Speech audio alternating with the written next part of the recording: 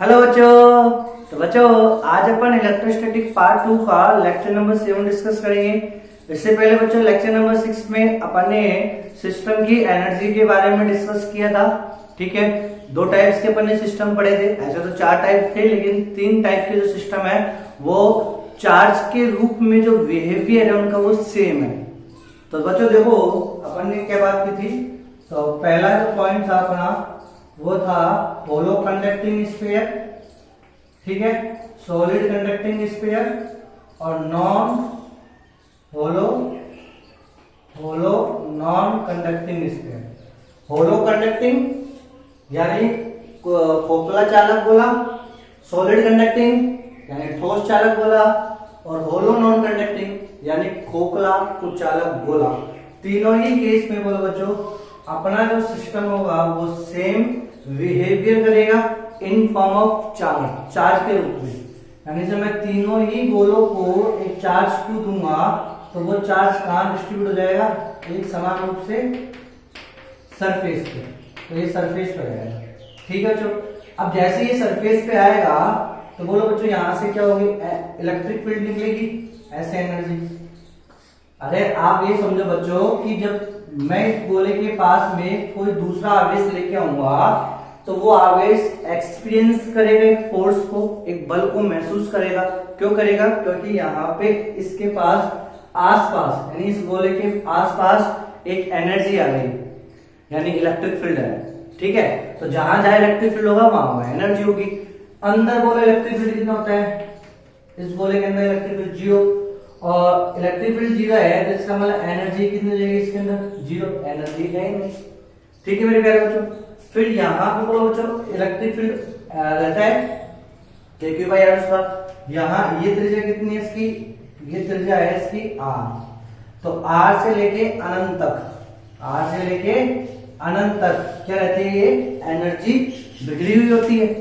कितनी एनर्जी होती है, तो वो एनर्जी अपन ने कल निकाली थी बच्चों, UT बराबर KQ square by 2R, KQ square by 2R यानी half KQ square by R। तो इतनी एनर्जी होती है। ठीक है बच्चों, तो जो बच्चे पहली बार देख रहे हो तो वो आप लेक्चर नंबर 6 को देखें और लेक्चर नंबर 6 भी पहली बार देख रहे हो तो आप शुरू से देखो और नोट्स बनाओ। ठीक है मेरे प्यारे बच्चों। फिर दूसरा जो केस था वो अपने बात की थी कि बच्चों सॉलिड नॉन कंडक्टिंग स्फीयर, ठोस कुचालक गोला। तो बच्चों ठोस कुचालक गोले में जब मैंने क्या करा, ये आपके पास गोला है और इसमें आवेश दिए, तो बच्चों ये आवेश जहां पे है वही रहेंगे क्योंकि ये कैसा गोला है, कुचालक गोला। ठीक है बच्चों। अब इसमें जो इलेक्ट्रिक फील्ड होगा अंदर भी होगा बाहर भी होगा। ठीक है, यानी अब इसमें जो इलेक्ट्रिक फील्ड बिखरेगा बच्चों वो कहां बिखरा हुआ है, 0 से लेके। इसमें तो कहां से कहां बिखरा हुआ था, ये जो एनर्जी है, ये जो एनर्जी आई, ये एनर्जी बोलो कहां से कहां थी बच्चों, ये एनर्जी R से लेके इन्फिनिटी तक क्या होती, बिखरी हुई थी, ये वाली एनर्जी। और बच्चों इसका जो अपने फॉर्मूला किया था वो फॉर्मूला UT बराबर कितना आएगा, 3/5 KQ square by R, 3/5 KQ square by R। ये डेरिवेशन किया था बच्चों, अपने ड्राइव कर चुके थे बच्चों। ये जो एनर्जी है ये एनर्जी कहां से कहां बिखरी होती है, 0 से लेके इन्फिनिटी तक। इलेक्ट्रिक फील्ड यहां भी होगा, अंदर भी होगा, बाहर भी होगा। ठीक है बच्चों। चलो दोनों केस में बच्चों मैं किसी पॉइंट P ले लेता हूं, ये कोई पॉइंट P है और यहाँ पे कोई पॉइंट P है, सेम डिस्टेंस पे। ठीक है, तो इस वाले केस में बोलो इलेक्ट्रिक फील्ड कितना होगा, P पॉइंट पे KQ स्क्वायर बाई R होगा। और इस वाले केस में बोलो इलेक्ट्रिक फील्ड कितना होगा, यहाँ पे P पॉइंट पे KQ स्क्वायर बाई R यहाँ होगा। और फिर आप बोलोगे गुरुजी यदि इस पॉइंट पे इस वाले गोले के कारण इलेक्ट्रिक फील्ड इतना है और इस वाले गोले के कारण इस पॉइंट P पे इलेक्ट्रिक फील्ड इतना है, दोनों मैग्नीट्यूड में क्या है, सेम। यानी इसका मतलब इस पॉइंट P पे जो एनर्जी है, जितनी एनर्जी है उतनी ही एनर्जी इस पॉइंट P पे। जब एनर्जी सेम है तो अपन बोल सकते हैं कि गुरुजी यानी R से लेके इंफिनिटी तक इस गोले के लिए भी देखो कैसे, तो यहां पे बच्चों यानी ये आपके पास सॉलिड नॉन कंडक्टिंग है बच्चों, ठीक है स्फीयर। तो इसके आउटसाइड जो एनर्जी होगी, आउटसाइड जो इलेक्ट्रिक फील्ड होगा वो तो सेम रहेगा जैसे अपने पास किसकी वजह से आता है बच्चों, इन तीनों की वजह से। यानी ये तीनों स्फीयर की वजह से आउटसाइड यानी आर से लेकर इनफिनिटी तक जो इलेक्ट्रिक फील्ड रहता है वो इलेक्ट्रिक फील्ड इसमें रहता है कि क्यू बाई आर स्क्वायर, है ना बच्चों। तो ये जो एनर्जी होगी ये एनर्जी रहेगी बाहर, ये वाली। तो बाहर जो एनर्जी है यानी बाहर इलेक्ट्रिक फील्ड सेम है दोनों में, तो बाहर की एनर्जी कितनी होगी, के क्यू स्क्वायर बाई 2r, यही आएगी एनर्जी, तो सेम है ये, ठीक है। लेकिन अब अंदर ये निकालनी है, I am interested to find out the inside the energy. तो इनसाइड इसके अंदर इलेक्ट्रिक फील्ड बोलो बच्चों कितना होता है, इसके अंदर कोई पॉइंट P है सेंटर से x दूरी पे, तो electric field at point P कितना हो जाता है बच्चों, K Q X by R cube. ये होता है बच्चों इलेक्ट्रिक फील्ड अंदर कितना है, K Q X by R cube. ये तो किसके फॉर्म में, जो आपके पास क्यू आवेश दे रहा हो अंदर। लेकिन मान लो अंदर आपके पास रो दे रहा हो, रो, ठीक है, रो में दे रहा हो, तो आप क्या करोगे, रो क्या है बच्चों, आयतनीय आवेश घनत्व। तो बच्चों जब आपको वॉल्यूम चार्ज डेंसिटी दे रखी हो, वॉल्यूम चार्ज डेंसिटी यानी कूलम पर मीटर क्यूब में आपको रो दे रखा हो, तो अंदर किसी पॉइंट P पे इलेक्ट्रिक फील्ड जो होगा रो के फॉर्म में वो कितना होगा बच्चों, तो रो एक्स बाय 3 एप्सिलॉन नॉट। ये भी आप याद रखना, रो एक्स बाय 3 एप्सिलॉन नॉट। कहां से आया, आप यहाँ के की जगह 1/4 पाई एप्सिलॉन नॉट रखोगे, क्यू की जगह रो अपॉन रो इनटू आयतन। आयतन कितना है, 4/3 पाई आर। ये वैल्यू रखना, तो आपके पास ये आंसर है, ठीक है। दोनों ही फॉर्म में आपको इलेक्ट्रिक फील्ड अंदर याद रखना है। तो बच्चों अंदर इलेक्ट्रिक फील्ड क्या है, इसमें ये रहा, और इसमें अंदर इलेक्ट्रिक फील्ड कितना है, 0, ठीक है। जैसे बोला इनसाइड में कुछ एनर्जी होगी, कितनी एनर्जी होगी, यू अंदर, इसके अंदर कितनी एनर्जी है, इसके अंदर जो इलेक्ट्रिक फील्ड है उसकी कितनी एनर्जी है, तो उसके पास कितनी एनर्जी बिखरी हुई है, तो टोटल माइनस यू बाहर, ठीक है। ऐसे करेंगे, टोटल बोलो कितनी है, टोटल है बच्चों 3/5 K Q square by R minus अंदर कितनी है 1/2 के क्यू स्क्वायर बाई आर। अब बोलो बच्चों अपन क्या करेंगे, K Q square by R common ले लेंगे, K Q square by R common ले लिया तो क्या बचेगा अंदर 3/5 माइनस 1/2। तो बच्चों 3 दूनी 6 माइनस 5 तो 1/10, तो कितना आंसर आ गया 1/10 के क्यू स्क्वायर बाई आर। ये एनर्जी कितनी एनर्जी है, ये कहां पे होगी, इनसाइड अंदर। तो ठोस उचालक गोला सॉलिड नॉन कंडक्टिंग स्फीयर के अंदर जो इलेक्ट्रिक फील्ड बिखरा होता है उसकी एनर्जी कितनी होती है बच्चों, तो 1/10 के क्यू स्क्वायर बाई आर, ठीक है बच्चों। तो बहुत इंपॉर्टेंट रिजल्ट था ये, तो इसके कोरेस्पॉन्डिंग आगे क्वेश्चन भी अपन डिस्कस करेंगे। चलो अब अपन बात करते हैं बच्चों टनल प्रॉब्लम्स की, किसकी बात, सॉरी इसी में बच्चों चलो एक क्वेश्चन और करते हैं जो आपके एनटीएससी में आया हुआ क्वेश्चन था बच्चों, तो एक बार उस क्वेश्चन को भी अपन डिस्कस करते हैं। चलो बच्चों, तो बच्चों अब अपन करेंगे जो एनटीएससी में जो क्वेश्चन पूछा गया था ओलंपियाड्स का, वो क्वेश्चन किस प्रकार आपसे पूछा गया बच्चों कि आपको क्या दिया है बच्चों, एक सॉलिड नॉन कंडक्टिंग स्फीयर, यानी आपको एक ठोस कुचालक गोला दिया हुआ है और उस ठोस कुचालक गोले में आवेश का जो डिस्ट्रीब्यूशन है वो rho is equal to rho naught r, rho is equal to rho naught r coulomb per metre cube है। यानी हर एक एकांक आयतन में, जो एकांक आयतन है, हर एक एकांक आयतन में जो आवेश का डिस्ट्रीब्यूशन है वो बच्चों एक समान नहीं है, वो अलग अलग। पहले वाले केस में तो क्या होता था, जब मुझे रो निकालना होता था तो टोटल आवेश लिया और टोटल आवेश कितना है क्यू, और उसमें अपन ने आयतन का भाग लगा दिया तो वो रो की वैल्यू हो जाती थी, और वो रो होता था कि इस गोले में हर एक एकांक आयतन में कितना आवेश है, रो। नहीं समझ में आया तो वापिस समझो बच्चों। जैसे मेरे पास ये ठोस कुछ अलग होगा, ठीक है, और इसमें मैंने आवेश दे दिया, ये मैंने आवेश दिया, ठीक, और मुझे इसका वैल्यू मालूम है। मान लो मुझे मालूम है कि इस पे टोटल आवेश है Q, ये मैंने माना, ठीक है। इसकी त्रिज्या दे रखी है आपको R, इसकी त्रिज्या कितनी दे रखी है, कैपिटल R। तो अब कोई आपसे बोले तो बताओ एकांक आयतन में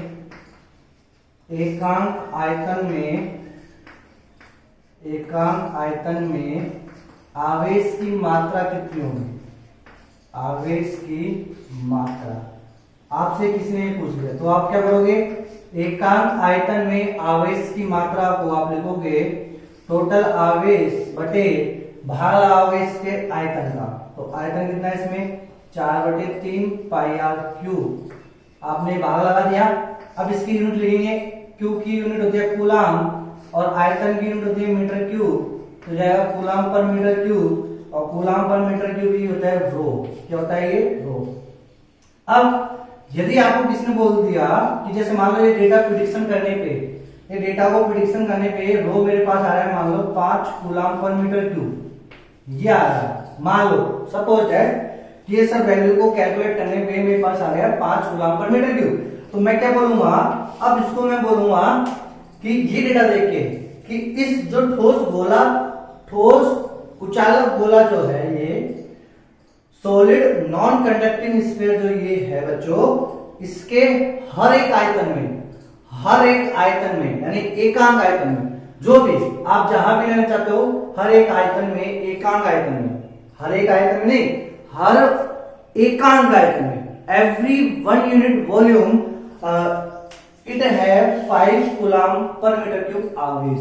तो ये यूनिफॉर्म हो गया, प्रत्येक में है तो यूनिफॉर्म हो गया ना। लेकिन अब अपन को डेटा क्या दे रखा है, रो नॉट आर, यानी अब एकांक आयतन नहीं, अब इसमें जो आर का मान, आर का है सेंटर से, तो सेंटर से जब आप मान देखोगे, यहां पे एकांक आयतन लोगे, यहां पे जो आयतन लोगे, ठीक है, इस त्रिज्या का, यहां पे जो आयतन लोगे, यहां पे जो आयतन लोगे, तो उसमें जो आवेश का जो डिस्ट्रीब्यूशन है ऐसा वाला रो, वो क्या है बच्चों, अलग अलग है। क्लियर माय पॉइंट बच्चों, ठीक है। तो चलो ये खत्म। अब इसको करेंगे कैसे अपन, वो देखो, समझ में आएगा बच्चों। तो इसका मतलब ये एक समान नहीं है, यदि एक समान होता तो ये डेटा ऐसा था। तो अब ये क्या है बच्चों, अलग अलग है। तो अलग अलग के लिए अपन क्या करेंगे, तो देखो तो बच्चों सबसे पहले तो अपन क्या करना है कि अब आपको ये सब डेटा दे दिया और आपसे बोला अंदर एक, इसके अंदर एक कोई पॉइंट P है, यहां पे कोई पॉइंट P है, कितनी दूरी पे, R दूरी पे, स्मॉल r दूरी पे, ठीक है, ये कोई पॉइंट P है, और इस पॉइंट P पे आपको निकालना है इलेक्ट्रिक फील्ड। तो electric field at point P, ठीक है, where R is less than capital R, यानी इनसाइड, कैपिटल R से छोटा है स्मॉल r, तो इनसाइड हो गया, इसका मतलब क्या हो गया, इनसाइड। तो यहां मुझे इलेक्ट्रिक फील्ड निकालना है।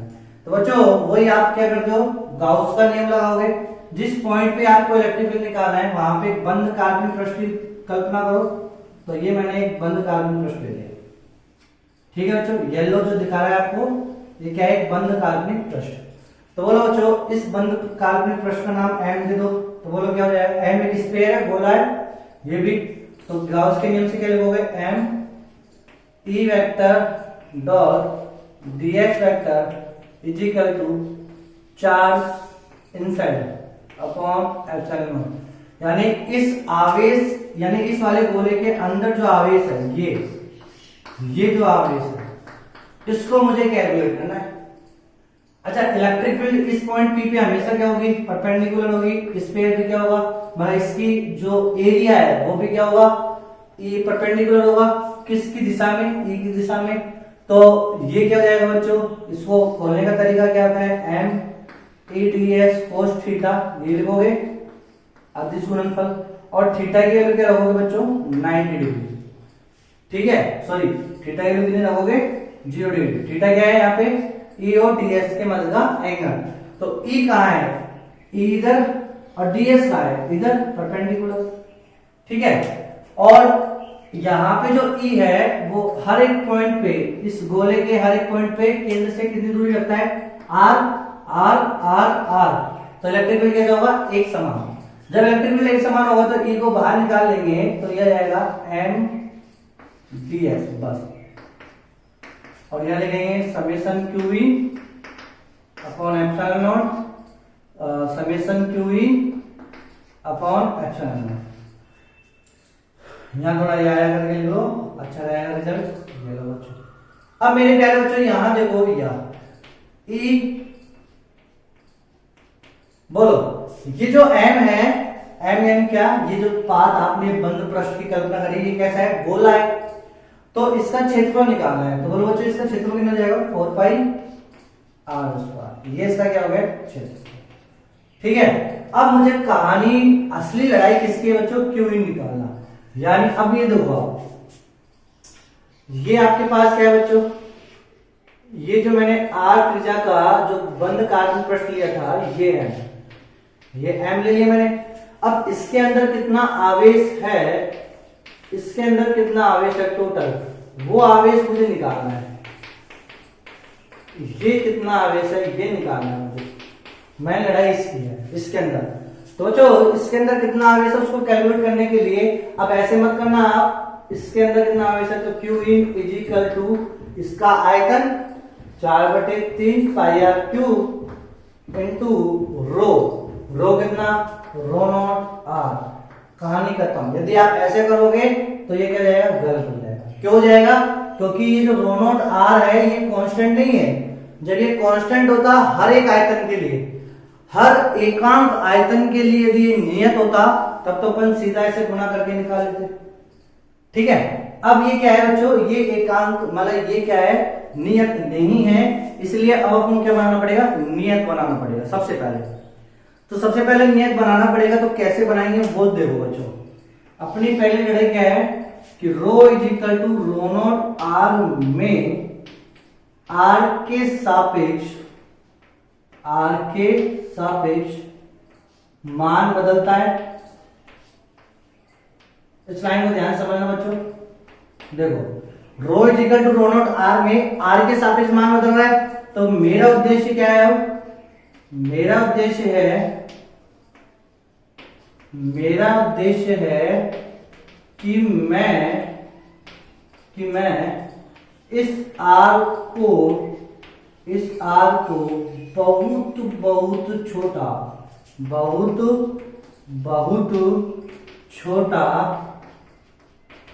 मान लेता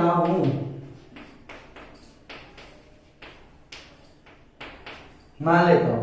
यानी मतलब जब मैं इस आर को बहुत चिन्ह से मानूंगा तो rho is equal to rho naught. अच्छा जीरो मत मान लेना, जीरो मान लोगे तो मान चेंज हो जाएगा बच्चों। ठीक है, तो मतलब इसको मैंने जब इसको बहुत छोटा मान लिया इस आर को, तो सेंटर से जब आर बहुत छोटा सा चिन्ह सा उतना सा तो है, तो उसमें rho is equal to rho naught रहेगा। ठीक है, अब कई बच्चे सोच रहे होंगे किसी इस आर को जो आप छोटा मानोगे आधा, तो रो नॉट से भी आधा हो जाएगा। वो नहीं करना बच्चों, आप वो उस पॉइंट ऑफ व्यू से मत सोचना। गुरुजी यदि ये रो नॉट है, आर को आपने बहुत छोटा मान लिया, आधा ले लिया मान लो, तो आधा तो मान बदल जाएगा, फिर तो आपको एक लेना है, तब जाके मान नहीं बदलेगा, तो रो बराबर रो नॉट होगा। अरे बच्चों मैं वो नहीं कह रहा, मैं इस पॉइंट ऑफ व्यू को वापिस देखो बच्चों। एक चीज को ध्यान समझना कि ये आपके पास त्रिज्या मान लो ये है आर। ठीक है, ये त्रिज्या कितनी है आर। तो इस गोले में जो आपको आवेश निकालना है क्यू, तो आप उस क्यू को कैसे निकालोगे, इस वाले गोले का एकांक आयतन यानी रो और तो को गुणा करेंगे टोटल आयतन से, को गुणा करेंगे टोटल आयतन से, तो 4/3 पाई आर क्यूब यही करोगे। लेकिन अब यहाँ पे ये जो आर है, ये आर एग्जिस्ट कर गया, तो ये आर बोलो अच्छा खासा है, ये आर कैसे बच्चों अच्छा खासा, इसका मतलब ये आर की वैल्यू यदि अच्छी खासी है तो यहाँ पे बोलो आर बदल रहा है, तो हर एक r बदलते समय रो का मान भी बदलेगा, तो रो का मान भी क्या होगा बच्चों, बदलेगा। समझ में? तो अब मैं क्या कर रहा हूं बच्चों, इसको रिमूव करने के लिए, इसको हटाने के लिए मैंने क्या किया बच्चों, देखो इसको हटाने के लिए मैंने क्या किया, एक ट्रिक अपनाई। सेंटर से x दूरी पे गया, कहां पे गया, x दूरी पे, और x दूरी पे जाके dx मोटाई का, x दूरी पे जाके dx मोटाई का एक क्या ले लिया बच्चों, गोला ले लिया। ये x पे जाके dx मोटाई का मैंने क्या ले लिया बच्चों, एक गोला ले लिया। dx मोटाई का क्यों लिया, बहुत छीना सा, इतना सा। तो बच्चों अब इस इतने से पे जो आवेश होगा, इस इतने से पे जो आवेश होगा, इस इतने से के अंदर, इस इतने से के अंदर जो आवेश होगा, वो आवेश अब कैसा हो जाएगा, अब तो एक समान हो जाएगा। यानी यहाँ पे और यहां से यहां तक आने में कितना लिया बस मैंने, एक चिन्ना सा ds, ओ बहुत छोटा, तो चिन्ना सा लिया, तो इसमें जो एक इसके जो आयतन ही होगा, तो बच्चों वो रो इज इक्वल टू कितना जाएगा, रो नॉट, और यहां से कितनी दूरी पे गए अपन, x दूरी पे, तो रो नॉट x, यही होगा। अरे नहीं समझ में आया बच्चों? तो देखो मैंने क्या करा, वापस समझना कि मैं क्या कर रहा हूं बच्चों, कि इस सेंटर से x दूरी पे जाके ds मोटाई का एक गोला ले लिया, और इस ds मोटाई के गोले पे आवेश ले लिया, प्लस प्लस प्लस। ये जो आवेश होंगे इतने में, इतनी लेंथ में जो आवेश, यहाँ पे तो बदल रहा है x के रेस्पेक्ट में, लेकिन इतनी सी में, इतनी सी लंबाई में या इतनी सी मोटाई के अंदर जो आवेश का डिस्ट्रीब्यूशन होगा वो कैसा जाएगा, एक समान। क्यों? क्योंकि ये लेंथ बहुत छोटी सी चिन्ह से ले जाती है, ये हो जाएगा यहाँ पे। ठीक है बच्चों, अब मुझे इसको फाइंड आउट करना है। तो अब मुझे क्या करना है बच्चों, इसके अंदर मतलब ये जो सरफेस है, इस पे कितना आवेश है उसको निकालना है। तो बोलो कैसे निकालेंगे इस पे आवेश? तो बच्चों इस पे आवेश निकालने के लिए मैं लिखूंगा, देखो क्या लिखूंगा मैं, तो छोटा सा आवेश लिखूंगा dq, इस पे आवेश कितना है, छोटा सा dq, तो dq बराबर इसका आयतन, इस गोले का लिखूंगा आयतन। तो गोले का आयतन कैसे लिखूंगा बच्चों, इस गोले का आयतन लिखूंगा क्षेत्रफल इंटू मोटाई। कैसे लिखूंगा, क्षेत्रफल इंटू मोटाई। क्षेत्रफल कितना है, 4 पाई x², ठीक है, और मोटाई कितनी है, ds, तो ये हो गया इसका आयतन। ठीक है, आयतन आ गया। और इसके अंदर आवेश कितना है, मतलब रो कितना है, ये तो आयतन की बात हो गई। अब इसको गुणा करना पड़ेगा रो से, तो रो बराबर कितना जाएगा, रो नॉट x, तो रो बराबर कितना जाएगा, रो नॉट x। नहीं समझ में आया, ये चीज समझो।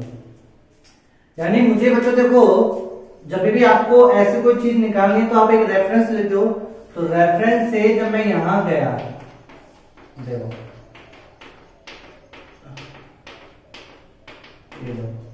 यहां तक तो x तक तो जो आवेश था रो बराबर रो नॉट x था। अब मुझे जो चेक है, मुझे जो चेक करना है वो चेक करना है इतनी मोटाई में, ये वाली मोटाई में। और ds बहुत छोटा लिया, क्यों लिया, क्योंकि इसमें जो इसके अंदर जो आवेश होगा वो कैसा होगा, एक समान होगा। क्यों, क्योंकि ds बहुत छोटा लिया है, तो ds जब बहुत छोटा सा होगा तो क्या होगा बच्चों, कोई फर्क नहीं पड़ेगा।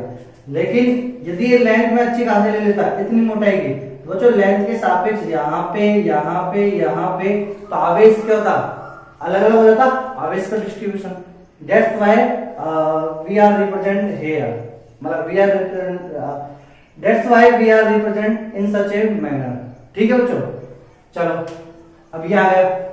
तो इसके अंदर देखो अपन ने कैसे लिखा, dq निकालना है मुझे, इसके अंदर कितना आवेश है, इस ds मोटाई में कितना आवेश है, इस ds मोटाई के अंदर, केवल इस ds मोटाई के अंदर कितना आवेश है उसको निकालना है। तो क्या करूंगा, इसका क्षेत्रफल ले लिया, मोटाई ले ली, यानी आयतन हो गया, इस आयतन को गुणा कर दिया रो नॉट x से। ठीक है बच्चों, अब मुझे क्या निकालना है बच्चों, मुझे टोटल आवेश निकालना है q इन। कौन सा वाला q इन निकालना है, ये 0 से r वाला। ठीक है बच्चों, यानी इस ds मोटाई को मैं देखो ऐसे ये ds मोटाई ले ली, फिर ये ds मोटाई ले ली, फिर ये ds मोटाई ले ली, फिर ये ds मोटाई ले ली, फिर ये ds मोटाई। तो जीरो से इस x को जीरो से और कहां तक चलाऊं, स्मॉल r तक, यहां तक चलाऊं। और dq dq dq dq तो टोटल क्यों आ जाएगा, तो q इन बराबर के लिखूंगा dq, ठीक है। और कहां से कहां तक, जीरो से लेके स्मॉल r तक, समझ आया बच्चों। तो q इन बराबर जीरो से लेके r, dq की वैल्यू कितनी है 4 pi x 4 pi rho naught x पे घात 3 इंटू dx। तो ये हो गया बच्चों अपने पास क्या, q in. Very important result. तो जब भी आपके पास आवेश ऐसा बदलता हुआ है, आयतनीय आवेश घनत्व इस प्रकार दिया हो आपको, तो फिर आपको उसके अंदर q इन जो निकालना है वो इस प्रकार निकालना है, इन संचय में। ठीक है बच्चों, तो ये चीज कहानी समझ में आनी चाहिए आपको। तो यहाँ पे बच्चों q इन की जगह लिखूंगा जीरो से लेके r 4 पाई रो नॉट तो कांस्टेंट बाहर आ जाएगा, 4 पाई रो नॉट तो कांस्टेंट बाहर आ जाएगा, और x पे घात 3 इंटू dx बटे एप्सिलॉन नॉट। 4 पाई से बच्चों 4 पाई कट जाएगा, तो E बराबर कितना जाएगा, E बराबर बच्चों देखो ये यहां बचेगा रो नॉट, और x पे घात 3 का समाकलन करेंगे तो कितना जाता है, x पे घात 4 बटे 4, और वैल्यू रखेंगे जीरो से लेके r, तो कितनी वैल्यू रहेगी इस पे, r पे घात 4 बटे 4, ठीक है, एप्सिलॉन नॉट, और ये r स्क्वायर नीचे आ जाएगा। समझ में आया बच्चों, कोई दिक्कत है क्या, I think you not have any problem. तो ये रो नॉट से ये कट जाएगा, तो कितना जाएगा, रो नॉट r स्क्वायर बटे 4 एप्सिलॉन नॉट। तो ये इसमें आंसर आ जाएगा। समझ आया बच्चों। तो इसका आंसर कोई दिक्कत किसी को, किसी भी प्रकार की कोई प्रॉब्लम हो तो बताओ बच्चों। तो इसको इस प्रकार अपन को डील करना है, ठीक है, कोई दिक्कत है क्या। चलो देखो, आपको इसमें बेसिक से क्या बात याद रखनी है कि जब भी आपके पास नॉन यूनिफॉर्म चार्ज का डिस्ट्रीब्यूशन आए, नॉन यूनिफॉर्म चार्ज डिस्ट्रीब्यूशन, तो आप क्या करो, सेंटर से x पे जाके ds मोटाई का क्या कर लो, अल्पांश ले लो, ठीक है। यहां तक तो चार्ज का जो होगा, जो प्रॉपर्टीज है वही लगाओगे। अपना मेन उद्देश्य है कि इसके अंदर आवेश कैलकुलेट करना है, छोटे से ds मोटाई के अंदर कितना आवेश है इसके अंदर। तो मोटाई ds बहुत छोटी से ली है बच्चों, तो इसके अंदर जो आवेश होगा मैं इजीली कैलकुलेट कर सकता हूँ, dq बराबर इसका आयतन। तो इसका आयतन कैसे लिखूंगा, क्षेत्रफल लिखूंगा 4 पाई x स्क्वायर, और इसकी मोटाई लिखूंगा ds, खत्म। तो ये आयतन हो गया, और कितना टोटल, इस टोटल आयतन में क्या करूंगा बच्चों, मल्टीप्लाई कर दूंगा किसके साथ, रो के साथ जो दे रखा है। तो रो नॉट r की जगह कितना x, खत्म काम, ठीक है। ऐसे आपको करना है, समझ आया बच्चों। चलो अब बच्चों आपसे ये जो इलेक्ट्रिक फील्ड है, मान लो आपसे इलेक्ट्रिक फील्ड पूछे r पॉइंट पे, लेकिन अब ये जो r पॉइंट है वो ग्रेटर देन है r, ये समझो बच्चों। मैंने आपसे क्या बोला गया कि यही वाला आपके पास था plus plus plus plus plus plus plus, ठीक है, प्लस तो डिस्ट्रीब्यूशन है इस प्रकार है, rho is equal to rho naught r, ऐसे। और आपसे बोला गया कि यहाँ पे कोई पॉइंट P है आउटसाइड का, ठीक है, outside the solid conductor sphere, तो सॉलिड नॉन कंडक्टिंग स्फीयर यहाँ पे। तो यहाँ पे इलेक्ट्रिक फील्ड पूछा है, तो अब आप क्या करोगे बच्चों कि एक बंद काल्पनिक पृष्ठ की कल्पना करो इस पॉइंट P पे, ये कर दिया, ठीक है। फिर क्या लिखोगे आप, यहां से इसकी दूरी कितनी है r, तो ये वाला सेम सूत्र लगेगा यहाँ तक, E ऐसे कैसे दो इस लाइन तक, क्या लिखेंगे इस लाइन को, E 4 पाई r स्क्वायर, ये लिखोगे बराबर। अब यहां जो आएगा ये 4 पाई रो नॉट, ऐसे कैसे आएगा, लेकिन यहां पर जो लिमिट जीरो से, अब ये जो ds मोटाई की जो लेनी है मुझे, जीरो से चल के कहां तक चलूंगा, कैपिटल R तक, यहां तक चलूंगा बच्चों कैपिटल R तक, यानी ये इसके अंदर आवेश ये, तो ये टोटल आवेश कैलकुलेट करना है मुझे, ठीक है। तो मैं क्या करूंगा, जीरो से लेके कैपिटल R, और वैल्यू क्या रखूंगा, x पे घात 3 इंटू dx बटे एप्सिलॉन। नहीं समझ में आया बच्चों, 4 पाई से 4 पाई कट गया, r पे घात 4, तो E बराबर कितना जाएगा, 4 पाई कट जाएगा, रो नॉट r पे घात 4 बटे 4 एप्सिलॉन नॉट आर स्क्वायर। तो दिस इज योर आंसर।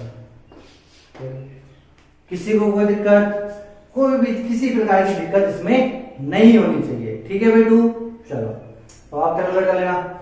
अच्छा बच्चों, एक और क्वेश्चन आपसे ऐसे पूछा जाए, मान लो जिस बच्चों को मैथ आती है, मैथ वाले बच्चों, ये मैथ वालों के लिए ये तो बच्चों जैसे मान लो आपसे क्वेश्चन बोल दिया जाए, इसी में मान लो आपसे कैसे पूछा जाए, यदि यहां मान लो आपको rho is equal to rho naught r square दे दिया कूलम पर मीटर की, अब बोलो कोई खतरनाक क्वेश्चन है क्या? नहीं। अब क्या करना है, बस यहाँ पे यहाँ क्या करोगे, एक्स पे घात 3 है ना, तो एक्स पे घात 4 आ जाएगी वहां। भाई एक और घात बढ़ जाएगी ना, तो एक्स पे घात 4 हो जाएगी। समझ आया बच्चों, कोई दिक्कत है क्या? ओके, कोई दिक्कत नहीं। चलो और आपसे और थोड़ा खतरनाक पूछ लिया जाए। खतरनाक कैसे? देखो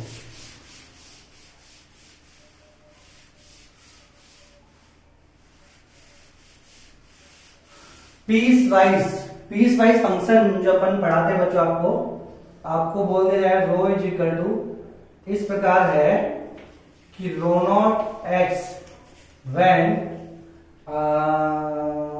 आर, सॉरी आर ले लो, रो नॉट आर ले लो, व्हेन 0 से लेके आर से r/2, यानी जब r की वैल्यू 0 से बड़ी और r/2 से छोटी है, तब तो आपको क्या लेना है बच्चों, रो नॉट आर लेना है।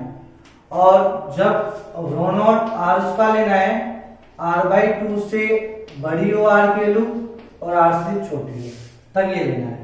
ठीक है, इस प्रकार आप इसका डिस्ट्रीब्यूशन है। अब आपसे बोला गया है बताओ इलेक्ट्रिक फील्ड आउटसाइड। अब आपसे क्या बोला बच्चों कि इस पॉइंट P पे ये त्रिज्या R है टोटल, इस पॉइंट P पे क्या बताओ, इलेक्ट्रिक फील्ड बताओ। खतरनाक, ऐसे बना लिया बच्चों पहले। तो बोलो क्या करोगे, सेम जिस पॉइंट P पे इलेक्ट्रिक फील्ड निकालना है वहां पे क्या करो बच्चों, गॉसियन सरफेस की कल्पना करो। अब आप क्या लिखोगे, तो देखो E 4πr², ये तो लिखोगे, कोई दिक्कत है क्या? बस चेंज होगा तो क्या, QE।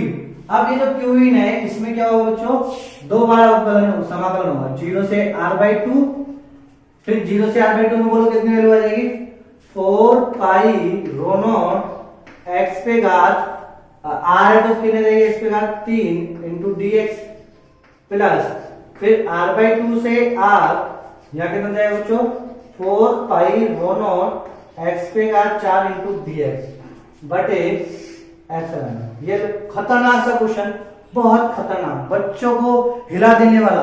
क्या ये खतरनाक है क्या? नहीं, ये तो सिंपल क्या है, एक समाकलन का क्वेश्चन है। मैथमेटिक्स वाले बच्चों तो खेलेंगे इसके साथ। ठीक है बच्चों, समझ में आया? कोई दिक्कत है क्या? कोई दिक्कत नहीं। पीस वाइज फलन खूब पढ़ते आए बच्चों आप। ठीक है बेटू, कोई दिक्कत है क्या? ओके। तो इस प्रकार बच्चों एनटीएससी में यदि क्वेश्चन पूछे जाते हैं सॉलिड नॉन कंडक्टिंग स्फीयर के ऊपर, तो ऐसे टाइप्स के क्वेश्चन भी आपसे पूछ सकते हैं। ठीक है, चलो तो ये आपको एक ट्रिक है जो आपको याद होनी चाहिए, कैसे अपन निकालते हैं। जब नॉन यूनिफॉर्म चार्ज डिस्ट्रीब्यूशन हो तो अपन किसी एक रेफरेंस सेंटर लेंगे, एक्स पे जाके एक डीएस मोटाई का एक स्पेयर ले लेंगे, उसके अंदर कितना आवेश है डीक्यू, उसकी कैलकुलेशन करेंगे, फिर उस डीक्यू की सहायता से अपन क्या करेंगे, टोटल में आवेश की मात्रा निकालेंगे। तो समाकलन is the best method to find out आवेश। ठीक है बच्चों, चलो अब हम बात करेंगे बच्चों टनल्स प्रॉब्लम।